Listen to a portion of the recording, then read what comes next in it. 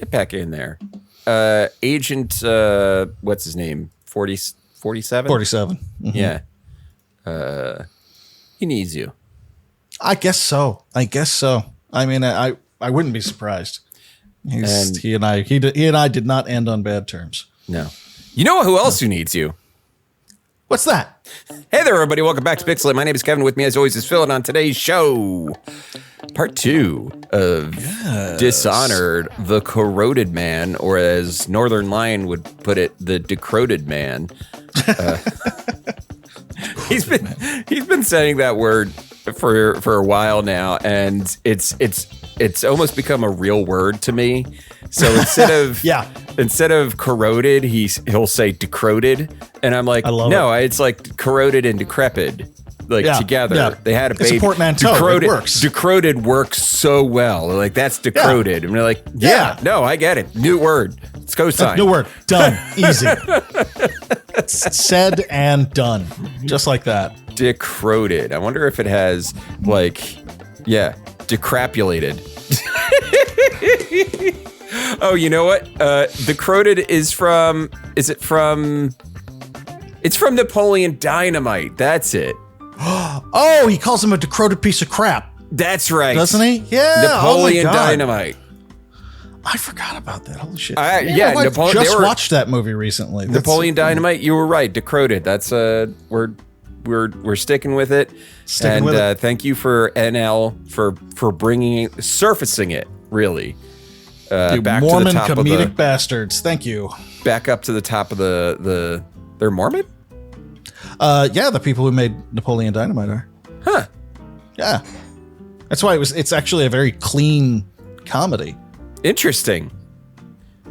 Yeah. That's don't check my sources on that. I'm pretty sure that's what I've heard, okay, so we got a couple bits of business to address. Yeah, I am already in the red when it comes to being full of shit on this show. Okay, so number one, the author of the book, Adam Christopher, is that his? Yeah. Is that his name? Adam Christopher called us out on Twitter. Called Phil out on Twitter specifically. Very nicely. Very nicely. He was not a dick. He was a totally nice guy. Just pointing out a few things that were out of. It was less that they were outright wrong. It was more that they were completely out of order. And also wrong. And wrong. Out of order and wrong. But if you took the words and you cut them out and you put them in a different order and remove some words, then you would have been right. And that's actually that's really what matters most, right? That's really what matters most. If you rearrange it, let me pull it up here, so we can set the record pulling straight. Up the Twitter thread. He says Adam Christopher pointed out. First off, he said it was Arcane Leon, FYI, because we're talking about which Arcane had done it.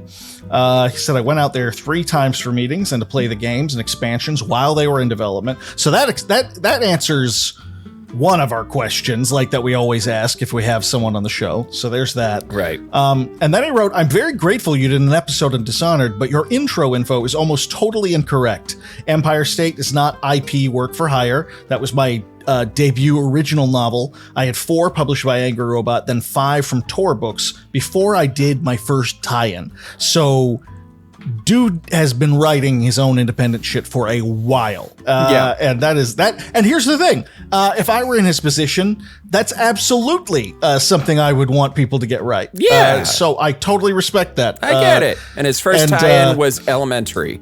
That's right. Starring Lucy Liu and Johnny Lee Miller. Yeah. But it was all good. He was totally a nice guy, and we're in the process of setting up an interview. Yeah, we're getting him on the show. Why not? It worked out great. He seems really cool. So we do love an author getting on the show. I love a proactive author, because I tried. He was like, hey, you want me on the show to point out what else is wrong? Exactly. And I was like, you bet your ass. Yeah, I like when I tag them and they're like, yeah, this is great. You're an idiot. And I'm like, oh, thank you. I knew that. I know. Thank you very much, sir. May I have another? Yeah, pretty much. So that was fun, and so that's one of the things we gotta get out of the way. So we're clearing the air here. We're clearing airing of the grievances. So yes, Adam Christopher, you're welcome on the show whenever. We'll be glad to have you. Absolutely. Number 2 is Phil. What are you drinking tonight? Why do both of these why are these both my problem? Well, I misspoke about the Arcane Leon thing. Oh, sure. Yeah. You know, that was one tweet. Okay, so tonight I am having a delicious gin and tonic, as I'm apt to do. I frequently do. In fact, when we first started the show, you were drinking gin that you had made yourself. That's right. Yeah. I still do that occasionally. I need to do that again. I'm glad you brought that up. It's just like any other kind of food. When you make it yourself, it just tastes that much better. Yeah. So we came to find out that my particular favorite brand of hard seltzer, and I will not be saying their name on the show here on out, is not just, look, we all know that there is no ethical consumption under capitalism. We all know that if you're purchasing something from a company or organization that is larger than 6 people, you're probably supporting some people who are not politically aligned with you necessarily. They're businessmen. That's how that works. Yeah.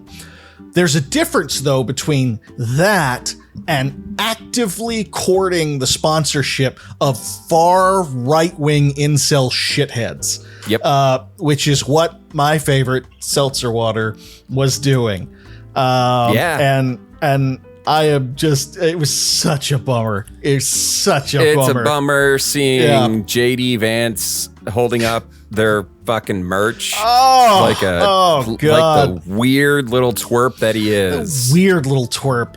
It's such a bummer, but you know, I'm not, the thing is I do believe in, having the courage of your convictions and saying, if they're going to be like that, I'm not purchasing their product. It's not like I expect them to miss my, money, but it's the principle of the thing. And what I'm not doing is buying several cases of it and setting it on fire on a live stream, just to spite them, because that's just advertising. You remember when the weirdos did that for like Nike and not for that's the reason, exactly it. Like you could be like, oh, I am against buying Nike on the principle of they use like child labor in foreign countries and they have a history of ethical worker violations. No. I don't even remember what the weirdos decided. It was for something really weak and sad. It was something, it was something dumb. It always is. Sad. It always is. It's really sad. Like it's just transgender folks drinking beer and gay people. Wasn't that the Dylan Mulvaney thing? Yeah. It's just always something, and that's my point though. And I think it was that they were doing something with Pride.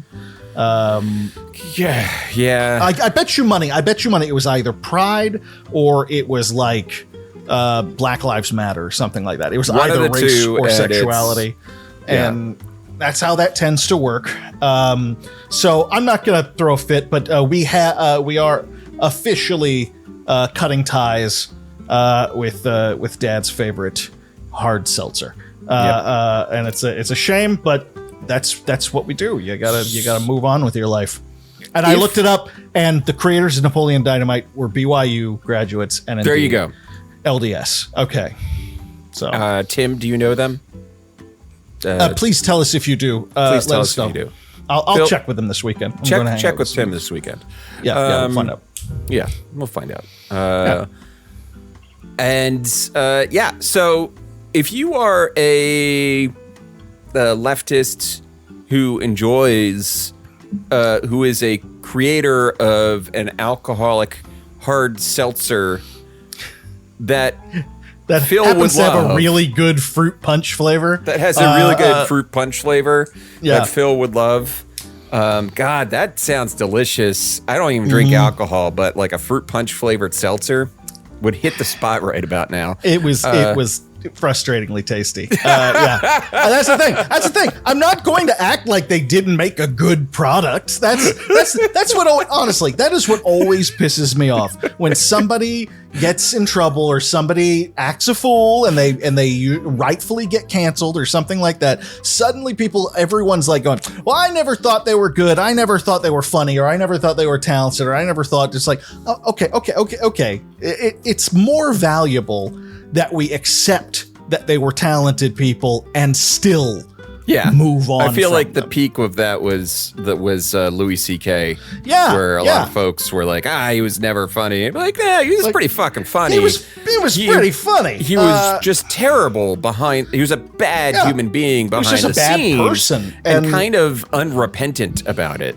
Yeah, that's how I felt about Bill Cosby. You know, Bill Cosby. Cosby did some of my favorite fucking routines growing up, and it's more valuable to be able to say, yes, this person is talented. Yes, this person is funny. Yes, I might miss this person eventually, but my principles are more important. Than that little shade of regret. You'll find something else. You'll find another comedian. You'll find another musician. I will find another hard seltzer. We move on. We move on. So speaking of hard seltzer, patreon.com/pixelatpod is the best place to go if you want something like a hard seltzer experience for a website. Go to patreon.com/pixelatpod.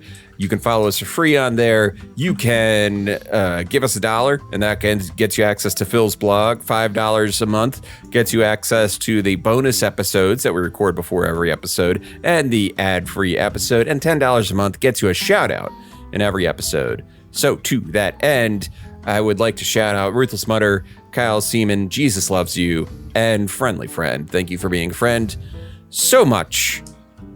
Patreon.com/pixelatpod. Woo woo, woo! Yeah. By the way, I didn't tell you this. I have a meeting scheduled with somebody the next week, and we might be getting our own theme song. What? Yeah. Oh, hell yes! Hell yes! Yeah. So we'll see how that. Wow, we've only been doing this for going on 4 years. We never did think to get a theme song. When I heard the song that I used for Pixel It used in a random YouTuber's video one day, I was like, I gotta do something. I remember that. It didn't last long. It was we're gonna have to find, and honestly, it just kind of worked itself out in terms of us just hitting it. So I'm meeting with somebody next week, and we'll see how that goes.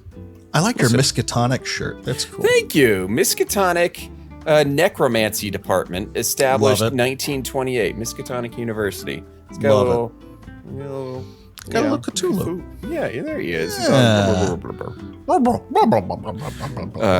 Camilla draws chibi Cthulhu's.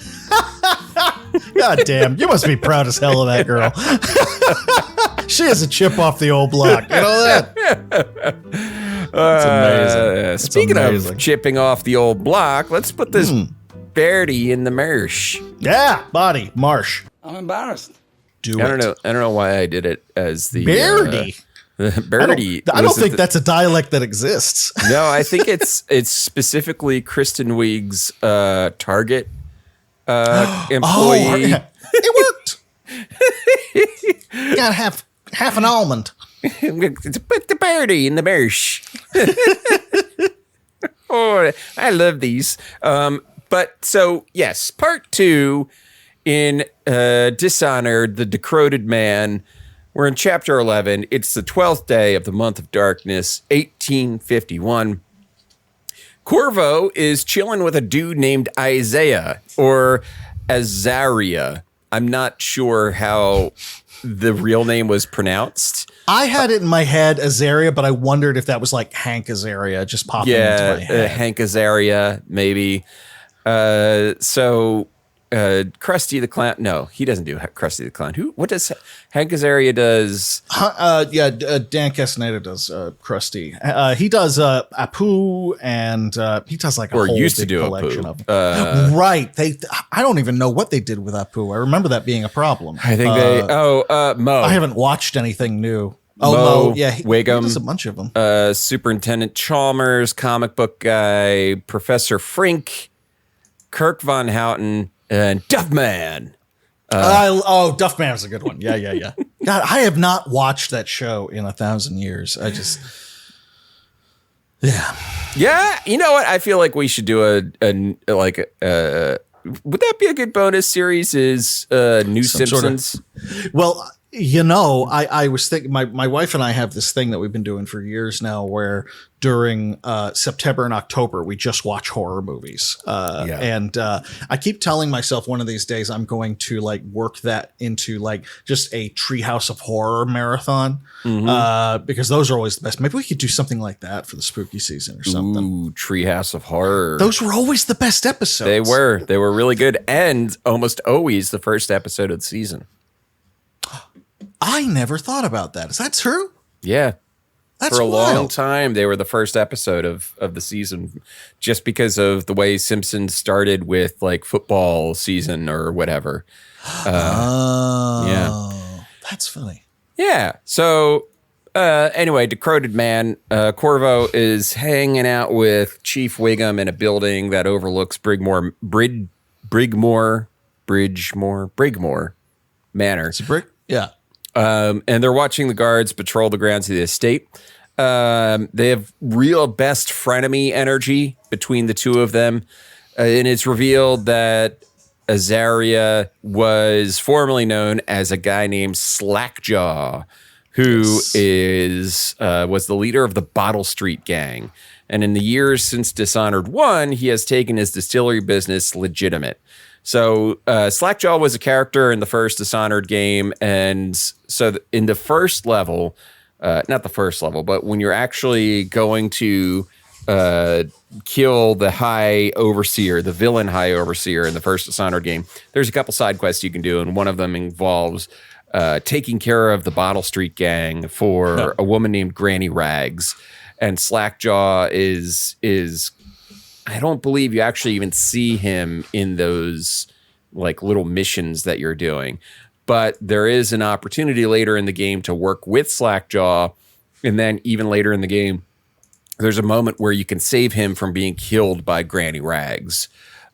So in the universe of this book, in the canon version of events is Corvo clearly saved Slackjaw from Granny Rags. That's canon. I love it. And that's basically Slackjaw's kind of repaying Corvo by letting him use his buildings to run this operation from. And Slackjaw's gathered a bunch of other old gang members to act as operatives for this mission. So it's kind of like off the books, so to speak. We'll find out more in a second. In chapter 12, Emily is dressed in her whaler gear still, and she arrives at the manor with the rest of the whalers. And she notes that she sees a flash of light nearby that indicates that Corvo's agents have to be on the scene. She like a glint out of the corner of her eye. She's like, they're here. And Gallia begins splitting up the group of whalers, and Emily nearly blows her cover by not understanding what is going on. And there's like 3 times in this conversation where Gallia was like, no, seriously, were you not fucking listening to the mission just like 30 minutes ago? We were just talking about what you're doing. And Emily's like, no, totally, I get it. Oh yeah, it's fine. It's fine. Just remind me of the broad strokes and also the details. Nothing suspicious here. Nothing suspicious here. She's like, what's your name? And she's like, I forget what the fake name is. Like Lana. And Gallia's like, luckily Gallia's like, we don't have a lot. She doesn't say that. She's just like, all right, all right, whatever. We're getting pretty lax in our security here. You can see how we used to be a team that was able to take down the goddamn Empress. Yeah, and now we're just like running this, this rinky-dink operation. Rinky-dink Benny Hill music is playing as they're doing this. So Emily joins the group that's going into the crypt for the bones, and while they're in there, they get jumped by a few old gang members from the Bottle Street gang and the Hatters. The Whalers are able to get the better of the goons, however, when Gallia drops the gate of the crypt to cause a distraction, and they kill the guys. But then suddenly there's a whole bunch more where that came from. Guards are out. There's a fight, and Emily just basically ducks and covers over the hedge, and then she sees Gallia running away off in the distance and takes off after her. In chapter 13, Emily chases Gallia into the building and then stops when she sees a bunch of the Whalers have been captured, including Ronaldo and his group. Then on the bottom floor, she sees two men step out of the shadows. One is Slackjaw, and the other is clearly Corvo wearing the skull mask that he wears. Oh my God, it's my dad! Like that's it's my dad. She never calls him dad. It's always Corvo. No, it's always Corvo, and I've only once or twice noticed her referring to him as her father in any way, shape, or form. Yeah. I mean, it's like the relationship is a little weird. I don't think, if I recall correctly, Emily didn't even know that Corvo was her father until she was like 11. Yeah. Yeah. Like, he was always around, but she never knew that. Like, oh, that's dad. Yeah, exactly. Oh, I get it now. All right. Oh, I get it. Okay. Interesting. So, yeah, it's clearly Corvo wearing the skull mask that he wears when he is performing duties that should not be traced back to the throne. Meanwhile, Slackjaw is absolutely throttling the dudes that have been captured. Yeah. He's not doing a good job at interrogating them, let's say. Not doing a good job. He just has his knuckle dusters on, and he's enjoying himself too much. He's having too much fun. Absolutely. It's been a while since he's gotten a lot of this pent up street gang member energy out, and now that he's getting it out, he's just a little too excited. He's just a young man on prom night, just like, he didn't even get the tux pants off. Right, yeah. Just didn't even come close. Well, actually, came too close. Came too close. He's just punching these guys basically through the face and out the other side of their head. He'd be like, "Hey, tell me what you know." Punch, and like kills them, and it's just like, okay. And Corvo, meanwhile, is like, "Buddy, like this there's better ways to do this." Disagree. This is not working. If you keep killing them, they can never tell us what they know. And Slackjaw's like, yeah. I guess when you put it that way, I suppose. When you put it that way, I guess that makes sense. That math is mathin', bro. That math is super mathin'. Yeah. And then they put another guy in there, and this next guy is like, whoa. Nope, you don't even need to. I will tell you whatever you want to know. And the guy is Ronaldo, who is just basically, I guess, reached the point where he's like, nope, I don't like this guy. I don't like the corroded man that's giving us orders. I'm ready to flip. He tells Corvo to like reach into his jacket and pull out the bone charm that Ronaldo had found earlier, and it feels weird. It's got like weird heat and electricity charges, and Corvo's like, this is gross. This is a gross bone charm. Even for a bone charm, it's pretty gross. Yeah. And Ronaldo's like, untie me. I'll tell you everything. I'll tell you everything I know about the new Whalers. Chapter 14. Emily follows Galia. Oh, no, I skipped part. Emily watches the whole scene play out through a hole in the floor from the floor above, and then she hears Galia moving around upstairs and goes to follow her carefully. And when she gets up there, Galia blinks around to kind of disorient Emily and then punches her in the stomach. And she's basically, just imagine it's like Great Tiger from yes What Great Tiger teleports around the and ring. no one knows if she has a glint in her eye that gives away. No one's can't see it. So Great Tiger just goes around and then punches Emily in the stomach. Of course. Yeah, really gives it to her. Like really describes gives it to her. Nearly throws up. Throat filling with liquids. I had to reread that a couple of times ago. What the fuck? Did she stab her? Like, oh no, she's just about to puke. It's just all that bile is. It's you ever get that feeling where it's like, oh, it's right here, isn't it? It's like right. It's right. It's at the top of the esophagus. It's right at the top. Any further, and it's going to be a full on puking session. To be honest, big time pukers. Big time pukers. That's actually the name of our next podcast. Big time pukers. I was about to say, don't Google that. Don't Google big time pukers. I feel like that's. I'm going to do it so you don't have to. Hold on. Big time. This is already a business. I'm going to be upset. Jennifer Lawrence is big time puker. It is a YouTube. Big time puker. Jennifer. She's what? Okay, I guess Jennifer Lawrence said something about having being a big time puker. Why is Safe Search on? That should never be on for me. I know who I am. I know what I'm about. My searches be unsafe. I want to be out in the uncharted waters. Yeah, leave safety for the sailors. This is me you're talking to here. There be dragons. Yes. There's a Quora question. How long and how many times a day can a person puke? Oh yeah. I mean, too many. I mean, I don't think there's. Is there a limit? Should there be? Sometimes I just like click on a Quora result and it never takes me to the actual thing that I clicked on. Right. Yeah. The top. I just clicked on it and now it's a thing that says, "How many times can I get myself sick?" It's about bravery and belief in oneself. That there's no limit. How many humans vomit every second? Oh no, I have to sign up now. I'm not signing up for Quora. Yeah, don't do that. Who actually signs up for Quora? No, that's insane. I mean, aside from the people who actually ask questions on Quora, which if you're a Quora questioner, hit us up because I have questions for you. Yeah.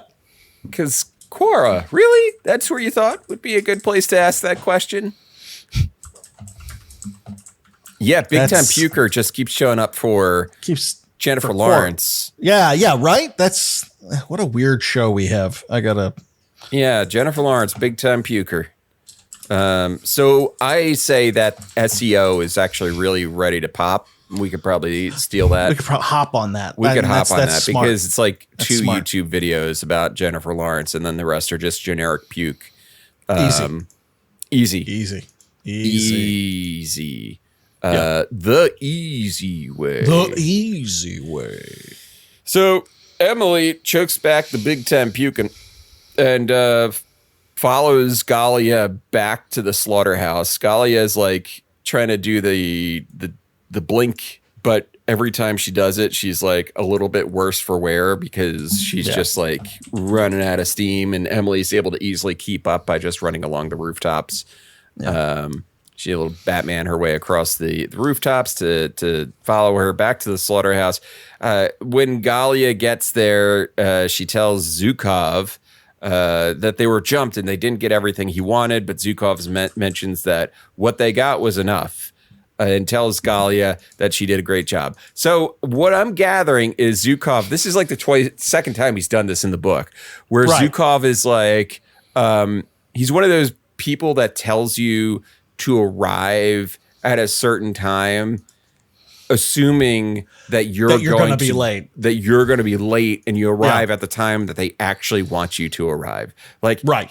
He's like, oh no, don't worry about it. I didn't expect you to actually get your shit together. Right. I only wanted 5. I asked for 10 because I knew you'd only be able to deliver a handful because you're incompetent. You're incompetent. Which is totally fair. Totally fair. Understood. My sweet incompetent Gallia, you did a great job. He's that kind of father figure. Yeah. So Emily is listening to this conversation, and while she is listening, she has another vision like the one before it, this time with Wyatt getting killed.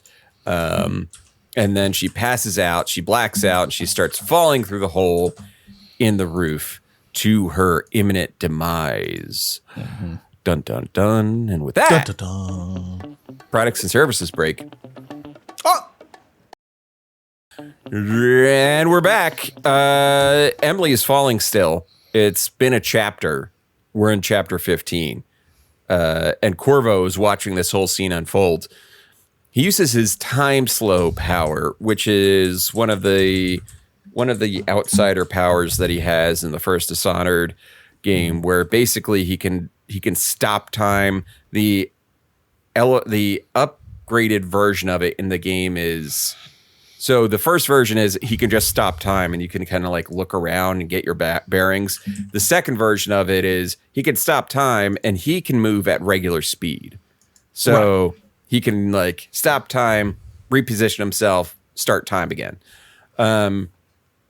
So he does that to try to like figure out how he's actually going to catch Emily, and through a combination of stopping time and blinking, he manages to save his daughter and the Empress from falling to her death. It's just handy. And he's like, what? It's definitely is written as a slow down kind of moment. It's wonderful. Right. Yeah, exactly. So a few whalers have also come back to the slaughterhouse, and in the background, Corvo hears Gallia start ordering them to catch the intruders that are clearly there, but nobody. She hears the commotion. She's like, "Go, get out there! Somebody's here." So Corvo absconds with his daughter off into the night. He has her over her shoulder. Corvo does get a glance at the man in the coat, Zukov, and escapes back to Dunwall Tower. No. Chapter 16, 2 days later.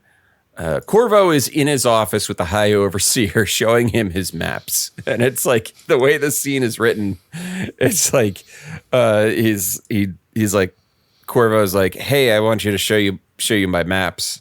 And it's like we just came in, like that happened right before this chapter. Yeah. It was like Corvo ran into him in the hallway. It's like, hey, want to see my maps of the city? Yeah. And the it does sound like he's trying to get laid. It's a very, would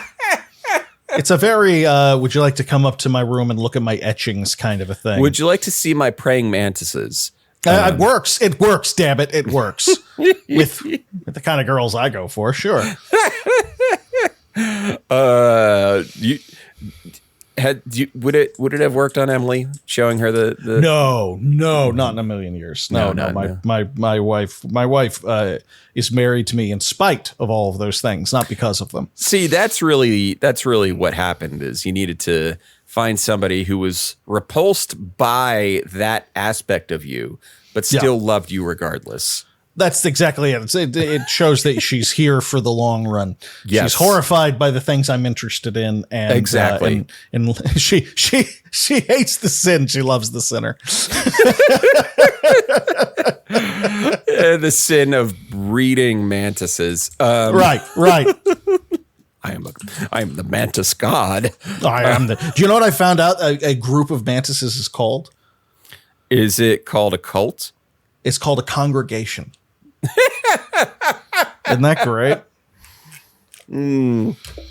I love that. I love it. Congregation of mantises.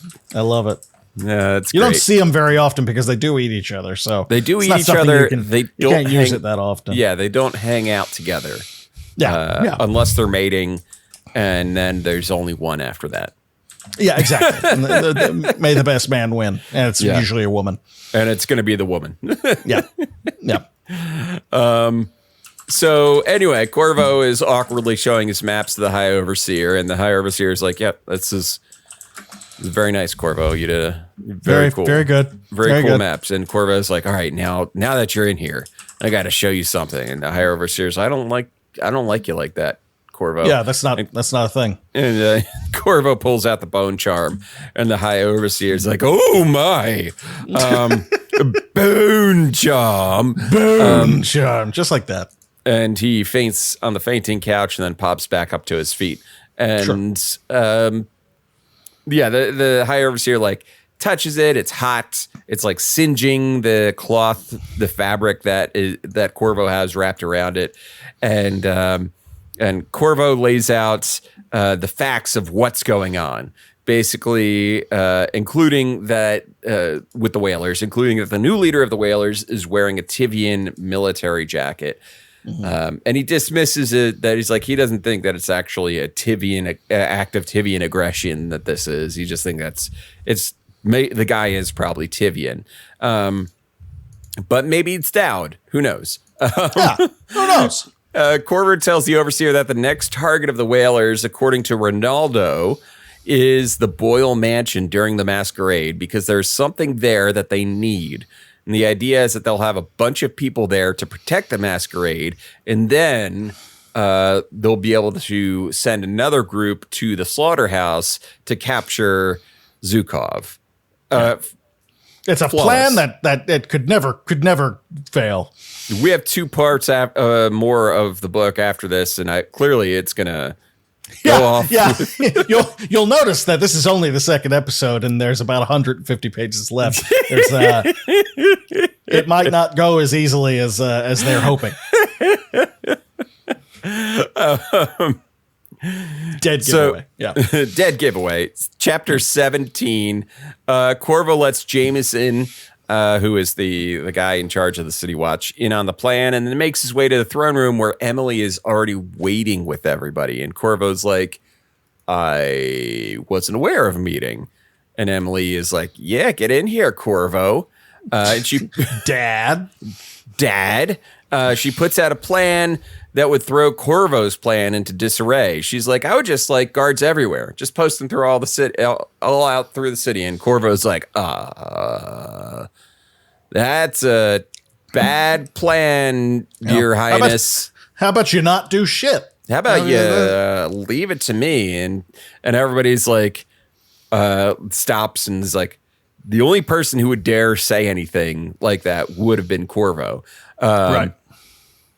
Because he's daddy. Corvo's daddy. And if it's true that Pedro Pascal is going to play him in any film adaptation or TV adaptation, double daddy. That's is that a thing?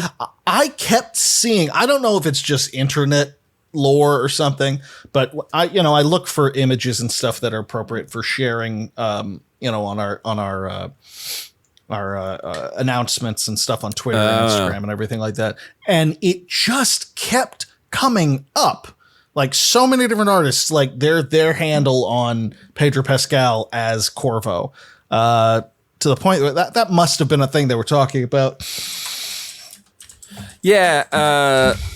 The other person that came up, which could also work, is also a Game of Thrones alum. Nikolaj Coster-Waldau. Oh, yes. Yes, I see it now. Okay. Yeah. So that's good. That guy needs more work. He's a very talented dude. He is very talented, and I would like to see him in more things. I love the fact that in the first season of Game of Thrones, they're like, he's blonde because he's a Lannister, and like halfway through, they're like, Fuck it. I don't want to dye this guy's hair anymore. I'm tired. He's got dark hair. When's the show over? They're like the writers were saying that. Why not the hair designers? The hair people were like, nah, he's got brown hair now. Well, it's fine. It's fine. And I'm like, is no one else noticing that he's magically had brown hair? Matter. It's fine. It's fine. It was like the whole thing was that he had blonde hair. No, it wasn't. It's fine. Are you sure? I feel like I remember. It's fine. I feel like that was pretty big plot point. Season 1. It's fine. How the brown hair was the dominant gene. Kind of fucks up the first season a lot, doesn't it? It does, doesn't it? Brownish blonde of hair. It's just a dirty blonde, a really dirty blonde. Yeah. Just real dirty. Real dirty blonde. Like fuck his sister kind of dirty. Ooh. That's a shocking show. It is a shocking show. Spoilers for Game of Thrones. For the first season. For the first episode. For the first episode. For the first 15 minutes. Yeah, pretty much. I mean, I feel like they got to that pretty quick. They did get to that pretty quick. Yeah. Jamie. He turns out to be one of the good guys in the end, kind of. Yeah, I love those stories. That's good. Yeah, love those stories. And then he just fucks everything up in the end. Yeah. Yeah, he does. Anyway, Corvo is like, hey, Lady Emily, that's a terrible idea. And he plays this game in his head of, does she know? Or does she know I know she knows? Or do I know she knows I know she knows? Yeah. It's pretty great. I mean, you think Kevin's joking. That's basically how it goes. It's fantastic. Because up until this point, he's like, I'm pretty sure she doesn't remember me saving her. Right. But does she? Does she? No, she doesn't. No. Does she know I know? But if she knew, would she know that I knew? It's pretty great. It's pretty great. But she does know that he doesn't know that she knows. Because she did see him. Yeah. Yeah. It's good. It's fine. Anyway, Corvo basically pretends like he came up with his plan on the spot just then. The same plan that he gave according to my plan. Yeah. The same plan that he gives to the High Overseer, he just kind of like talks through right then and there. And also adds on like, Emily, you'll be in the castle because the Empress doesn't go to the masquerade, so you'll be safe here. And Emily's like, sure. Emily's like, I'm gonna have my goddamn Cinderella moment, you fucker. You she fucker. Is not, no, I don't care if there's a criminal enterprise wandering around. I want my moment. Which for her is not, she is, by the way, Emily does not wear, she is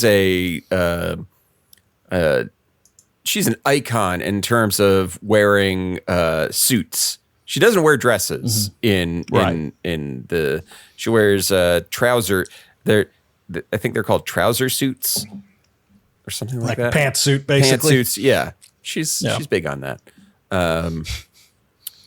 It's like Hillary Clinton, but cooler. But less, war hockey. Less war hockey and less wanting to ban video games. And less moving the Democrats to the right. This is going great. This is going great. I should add to the I blame Ronald Reagan, I should also add an I blame Bill Clinton sticker. Oh, sure. Because a lot of people don't realize this, was that Bill Clinton wins in the 90s, and as a Democrat, he's like, I'm going to enact Republican policies. And the Republicans' answer to that was going even batshit crazier to the right with Newt Gingrich. And that they weren't even as far to the right as they are now. But it was a jump. They keep saying things like, well, just it's like if we give in a little, if we can, give in a little, everyone will work together to meet in the middle. No, they will not. We have found that it's not. That's not how it works. Just have principles and have principle and good policy and go to town. We only have the last 20 years as proof. Let's stick to your principles and stick to good policy. Don't fucking bipartisan. If they want to join, they can join. But it's not gonna happen otherwise. Fuck them. What were we talking about? Dishonored. I blame Ronald Reagan. So I think we should. We should. Chapter 18, 15th day, month of darkness. So it's like the next day, basically. Emily is trying to talk herself into trusting her father's plan while she's whiling the day away around Dunwall Tower. She then heads to her safe room where she checks on her gear. She's like, I'm just going to check my little crossbow bolts, make sure they're all here. And then she opens up a safe and takes out a vial, makes sure the stopper is okay. And then she's like, I'm just going to take this with me. And then later, Wyman shows up, her boy toy. Yes. Oh, Wyman. They're so cute together. They are cute. They're very cute. Yeah. They are very cute. They're adorable together. But she's clearly working on some sort of plan. Yeah. She's like, oh boy, I'm going to have to fuck you up, huh? I'm going to have to. Okay. Yeah. So she offers him a drink, and he drinks it and is knocked out. So I just want to say, yes, we should be judging Emily for this because she does roofie her. She roofies him, yeah, without any additional ulterior motives. Still not great. Not great. Emily. But she's doing. I get it. You're doing what you have to do. But oh boy, for the greater good, right? Right. Yeah. Not just because of me. Didn't feel good saying that. Yeah. Nothing feels so good Emily, you're losing some points here. This will go towards your chaos score at the end of the game. But it wouldn't though, wouldn't it? Because didn't she drain like a sleep dart to? Yeah, that's true. So she's keeping it is just a sleep dart, and sleep darts are low chaos, but for the formula. Sleep darting your boyfriend to get I guess it's fine. I guess. It's just good, sexy fun. It's not a big deal. They seem like they have that kind of relationship. They're fine. Anyway, she heads over to the workroom and haberdashery to find something. My favorite fucking word. It's a good word. To find something to wear to the masquerade, and then she remembers one that she saw, which is a black suit with gold inlays and a black sparrow mask that was not too overstated. And she puts it on, and she is off to the masquerade. Oh, get your dress ready. You're gonna be the belle of the ball. And we get an interlude to end the section. A scene from 6 years earlier where Emily arrives in the throne room and is jumped by a bunch of goons. And it just like cuts to right afterwards where she's laid them all out. And her only injury is a broken nose. And Corvo is like, oh yeah, they did pretty well. And she's like, what the fuck do you mean they did pretty well? He's like, oh yeah, no, I had them attack you to see where your training was. And I'm like, wow, father of the year material right here. It's got Batman and Damian all over it. Yeah. Like it's pure. And she's like, oh yeah, cool. I guess I did do pretty good. All right. Yeah, I guess I did do pretty good. But come on. Bruce, you shouldn't be transferring your personal PTSD onto your child. I thought you were going to say, Bruce, you should not be having children. That's that too. That's probably the simplest solution. That's the real cut to the quick of it. Yeah. I kept forgetting that it's Batman and Talia Al Ghul. Yeah. That is one fucked up little kid. That is not that is. I mean, he's gonna have a good head of hair. Oh, sure. Yeah. He's going to look great as he's murdering thousands. There's no way he keeps to the non-killing rule. Yeah. So he's technically the fifth Robin. Okay. So who are the other Robins? So the original's Dick Grayson, you got obviously. Dick Grayson. Yeah. Jason Todd. Jason Todd. Dies, comes back. He's the Red Hood. Tim Drake. Right. I forgot about her. Spoiler. Not this isn't a spoiler. She was her Stephanie Brown became Robin for a bit and then was fired from being Robin and became a hero named Spoiler. I thought you were warning us about spoilers. No. And then she became the newest Batgirl. I feel like she died at one point. Everybody dies at some That's point. not the same girl who was the Robin in the Frank Miller Dark Knight Returns, is it? I remember her. She probably doesn't count in the canon aspect of things, though. Dark Knight Returns, Robin. I mean, those were I feel like those have got to be super non-canon. Oh, Carrie Kelly. Carrie Kelly. Okay, yeah. Yeah, she doesn't count. Yeah, she's not. I feel like the Dark Knight Returns stuff is like sequestered out. Yeah, that's its own thing. No, in the main continuity, as much as that actually exists for DC, it's big time. Yeah, it's it Dick influenced Grayson, a lot of shit. Yeah, Dick Grayson, Jason Todd, what's his face, Stephanie Brown, and then Damian Wayne.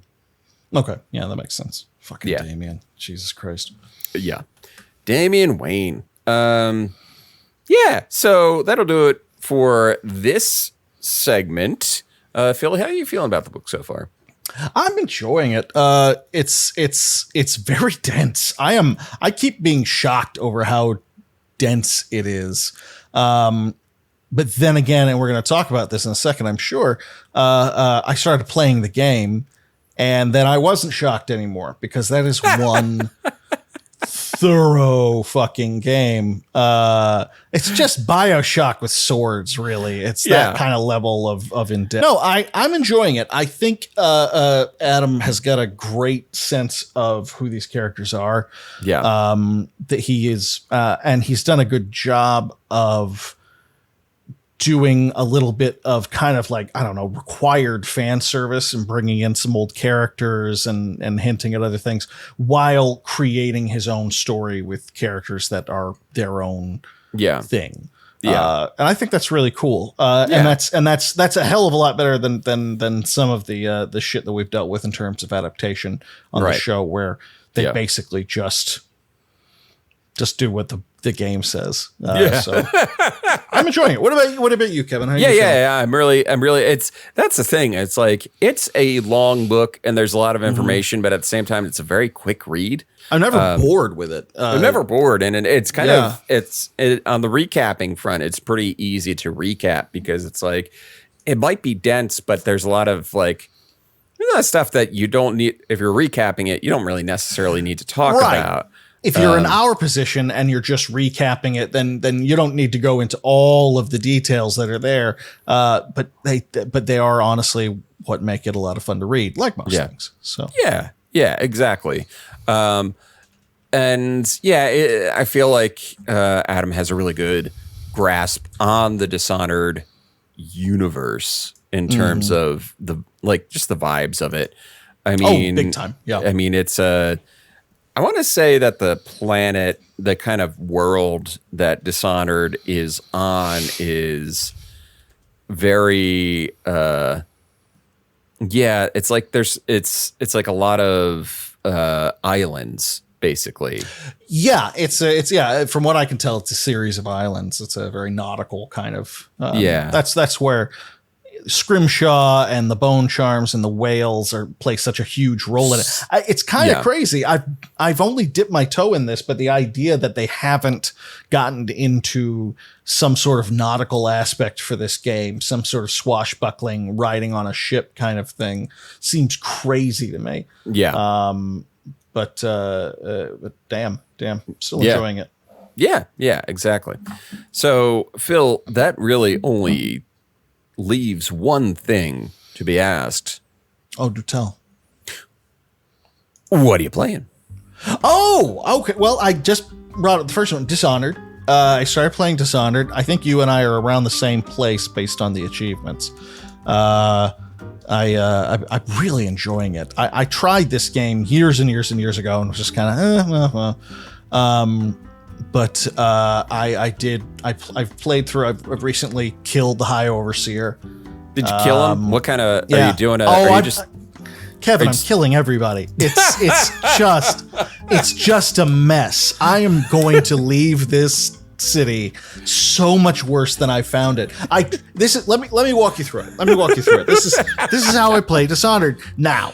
Yeah. Now, if this were Phil from 5 years ago, not even 10 years ago, 5 years ago, Phil from 5 years ago, we'd get in there, full stealth mode, trying to not set off any alarm and save scumming and returning back and forth. Quick save. Yeah. I'm going, and the moment I get caught, just loading the old one and just until I get it clean and pure Paragon light side, non-chaos as much as I can possibly do it. That is how it would have been as little as 5 years ago. Now, I really can't play games like this for much longer than 15, 20 minutes at a time. Sure. Because I have a son and he is tiny and very opinionated, let's say. Sure.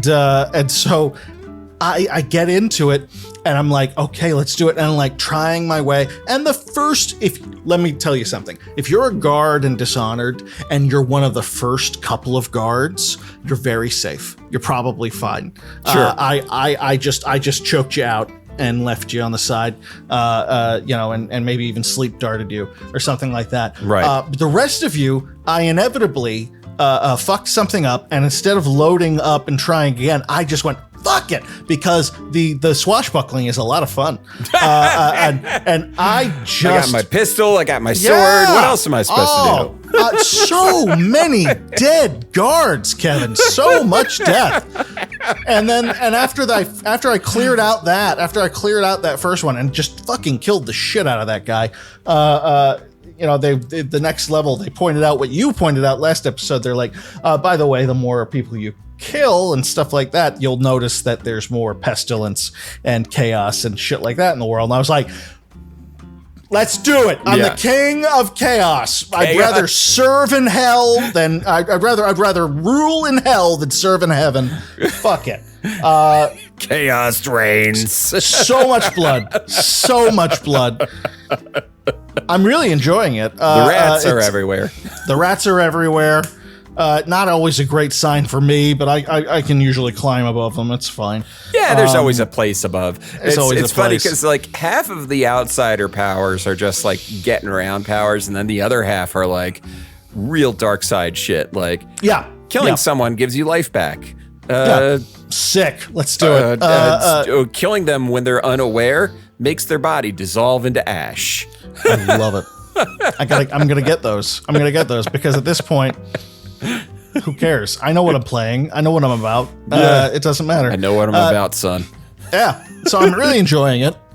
It's still a beautiful game for being over 10 years old. That's the thing is, and there's been kind of like a big thing, not a big thing, but a bubbling up of in the last few years where people are like, photorealism really kind of ruined game development, didn't it?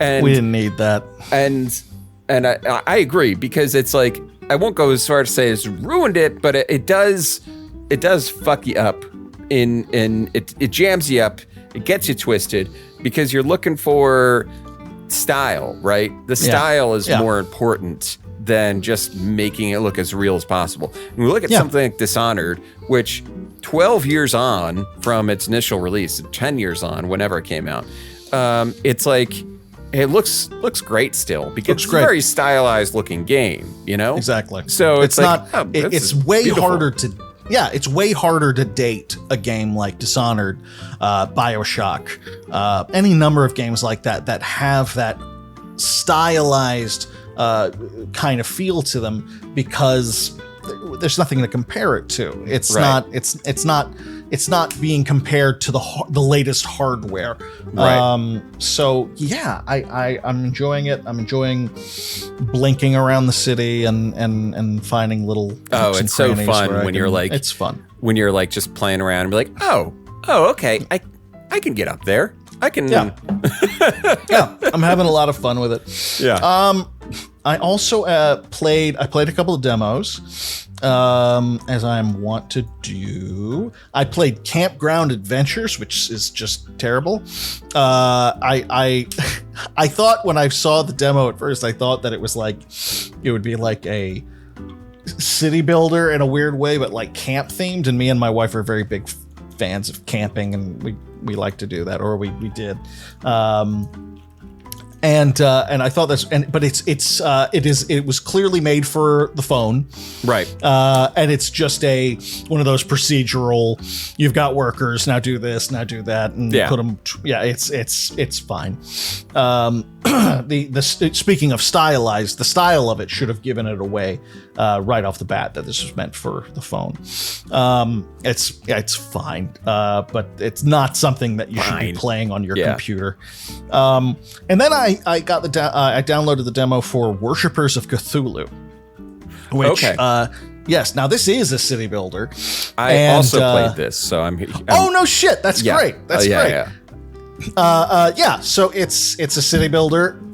It kind of reminds me of Banished in a way. It's got that similar kind of style to it in terms of just the very simple style. They make the mistake, I think, of giving us close-ups of like your advisors and trying to animate them and shit. Yeah. And like demons that come out of and it just looks kind of cheap. Yeah. But it does a city builder well. You just take any city builder that you've ever played, and you add the fact that you're on Ryla, and you're gonna try to wake up the Elder God. Like that's really it. It's very interesting. It's I don't know if I'm it's enough to get the full game, but I'm curious, and also I'm curious to see if they update the demo over the course of development. I imagine it's going to be a couple years before the full game actually comes out, because the demo is really is labeled as pre-alpha, which makes no sense. I didn't notice that. That's crazy. You can't have a. I don't think that's not a thing. That's not really a thing. Like your alpha is your first. Anyway, whatever. So not for me to determine how they label their stuff. But yeah, I agree. It's an interesting, little city builder. The only thing there's no real. It's not like a SimCity city builder. It's like a city builder where you plop a building down. It needs to just be near the resources that it is going to going to acquire, and you got to make sure everything is connected by a road. Make sure everything's connected. Pretty straightforward. It needs a lot of TLC in terms of the way it throws a lot of numbers at you that don't really make sense right away. And also because it's like, oh, you need to move on with this quest. You need to build this thing. So build it now. And I'm like, all right, well, how do I do that? And it's like, oh, I have to carve a bunch of totems in order to do that. Right. Okay, right. I get that now. I thought it's not always clear. It's not super clear. So some of the tutorializing of it needs to be tweaked. The UI definitely. That's something I've become a stickler for, is like, nope, bad font. That is not a good font. Well, it does. I hate to be that guy, but it does cheapen things. It's like we were talking about Conscript last week, and it's just like that art really is going to fucking that is bad key art right there. It's bad art, and it's going to make people think you've got some sort of asset flip going. Yeah, and that's not what that game is. It's a really good game. So the same developer, Crazy Goat, developed a similar game called Republic of Pirates, which is a pirate city builder, which I'm downloading the demo for now because I mean, it feels like they're tapping into fandoms that I'm a fan of. Yeah. I gotta try it. But, well, Kevin, keep going. What are you playing? Well, aside from Worshippers of Cthulhu, I have played, I'm still somehow playing Elden Ring. Somehow nothing. Somehow. That game is, it's not a game, it's an ocean. It's an ocean. That's like crazy. That's like Alan Wake right there. It's not a lake. It's not a lake. It's an ocean. Yeah. So yeah, I won't even get into it. But yeah, Dishonored. So okay. One question: did you execute the High Overseer? How did you handle him? I think I executed him. Okay. No, I didn't. I followed him down. I thought that I saved the guy. There was the little bonus thing where you try to keep him alive, and I sleep darted him. And I got that correctly, I thought. And so the Overseer ran off, and I followed him down into the basement. And I think I just diced him up. I don't think I actually did an execution. But then when I got back to the hideout, the gal who gave me the side quest was talking about how I killed her uncle and shit. And I was like, I don't think I did that. I didn't think I killed him. I thought I sleep darted him. But knowing you, it could have been. He's one of the few people who survived, as far as I could tell. Yeah, he's mentioned specifically in the book that we are reading that he is a surviving person from the story. So there's a few ways around that. Like when you get into you can hide, you can get into the room that they're going into and switch the drinks because the High Overseer is going to poison him. Yes. So you can, I tried to do that. Yeah. And I broke them somehow, and that was a mess. I don't know how it happened. Because I had the poison, all that shit. And I thought I did the right one, and then my sword came swinging out. It's tough being old and a gamer. It's tough. I feel like my mom trying to play Super Mario Brothers on the NES, and going, what do I do? How do I go? What's the left? Mario doing? Why is that? What's that little ethnic man doing? What's a Luigi? And it's just. I feel like I'm getting further away from it. So I tried. Every day we drift further away from the grace of God. It's true. So to answer your question, I think I just slashed him to ribbons. I think I just cut him up. Yeah, I do what I always did is I sleep dart him. While he's right before they're about to drink, I sleep dart him, and the City Watch guy is like, "What the fuck?" And he runs off, and he gets his City Watch guys, and they're like, "Find whoever did this." And then I grab his body, and I take him down the hallway, and I put him in the chair, and I get the brand of the heretic, and I brand his face. What? This is one of the ways that you can deal with him. Is you brand his face with a giant H to show that he is a heretic and therefore cannot be a High Overseer. Oh, shit. So he's a lot. Crazy. You can do it so that he lives, but he is excommunicated. Like he does, he still suffers. He still suffers. He's excommunicated and loses his position because he has been branded as a heretic. Good Lord. Okay. That's cool as shit. I didn't know how deep this shit goes. I think all the bosses have something you can do where it's like that. By the way, did you know Carrie Fisher is in this game? No, who is she? She is, so you know the guy who's constantly doing announcements over the loudspeaker? Yeah. Okay, well, if at a certain point later in the game, you'll get a chance to possibly kill that guy. Okay. When that guy dies, he's replaced by another voice, and that voice is Carrie Fisher. Lovely. We should all be so lucky to be replaced by someone as excellent as Carrie Fisher. It's lovely.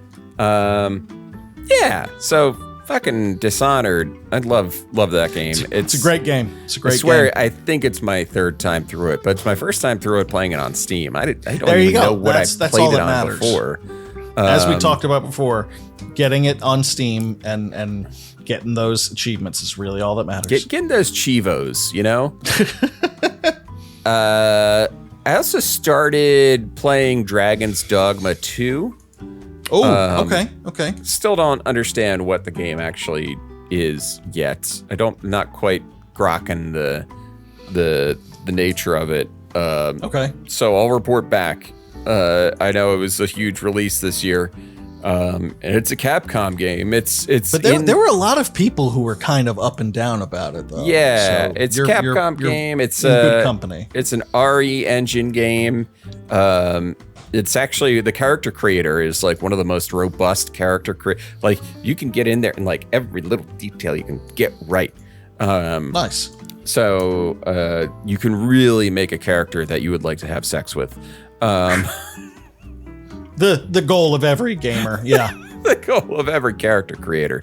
Yeah, that's real sexy. That's the one. I don't know why this popped into my head. I was thinking of that tweet where it's the picture attached is the photo of Elliot Gould and Elmo. On the cover of TV Guide, and it's like, boss, hey, did you get that picture of Elliot Gould, photographer? Right. Yeah, and it's real fucking sexy, just real like you sexy. Wanted. And then it goes, boss, what? That's right. I forgot about that. That's a load-bearing tweet in my head. Oh my God, that's a good one. But yeah, that's it. That's all I've been playing nice. This week. I don't think this has ever happened where you and I played the same game for 2/3 of our... 2/3 of them were the same game. That's impressive. And not friend of the show yet, but she is in our Discord, Allie Meowie, bought me Before Your Eyes. So I will probably get that going soon. From what I understand, it's you have to have your webcam on or something like that because it advances when you blink or something like that. Okay, I have heard of this game. Yes. Yeah. I've heard this is crazy. Yeah. So doing that. All right. Well, that'll do it for tonight's episode. Thank you so much for listening. If you can, please follow us on Twitter, Instagram, Blue Sky, and also Patreon. You can find us Pixelit Pod on all those platforms. Join our Discord. Have some laughs. Share some stories. Say how do you do to fellow Pixelit fans. Say how duty. How duty. How duty. How do you do? How do you do? How do you do? How do your Mountain Dew? As the one who was closest to being an Appalachian on the show, by how do you drink your Mountain Dew? Out of the bottle, mostly. Okay. I have no follow-up to that. I have no follow-up. I'll tell you what. The great thing about Mountain Dew is that in most fast food places, if you're a diabetic and you're basically stuck with Diet Coke at most places you go to. Yeah. But Diet Mountain Dew pops up in a surprising amount of locations. And it's not even like I'm a huge Mountain Dew guy, but if you're just fucking sick to death of drinking Diet Coke every time you're having a burger or something like that, it is a fine substitution. Yeah. So I do have a certain fondness. So my answer to your question is I drink my Mountain Dew sugarless. There you go, everybody. There it is. And fuck JD Vance. Fuck him.